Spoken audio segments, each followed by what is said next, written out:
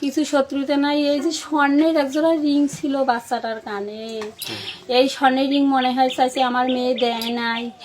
ওই পিছন পাশ দিয়ে আমার এক ছেলে ডাকে দিয়ে ওই মেয়েরা ডাকে নিয়ে পিছন পাশের গেট আছে, ওই পিছন পাশের গেট দিয়ে বাচ্চাটা ঢুকে গিয়ে ঘুমের ট্যাবলেট খোয়া এই রিং নিয়ে যায় পেঁচাইছে, ছাওয়া আমার মারি ফেলাইছে। আমি চাই ফাঁসির আর ওর মা 1 নাম্বার শয়তান রে বাবা। স্কুলে পড়েছিল, সেই স্কুলের আমি ভিজিটর, আর এই ম্যাডাম হলেন ওই স্কুলের শিক্ষিকা। তো দীর্ঘ 6-7 মাস ধরে এই বাচ্চা আমাদের স্কুলে পড়ে।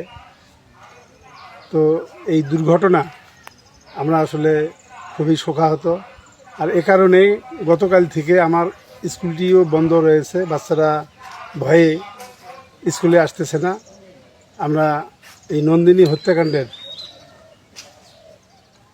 সর্বোচ্চ শাস্তি কামনা করতেছি। কেন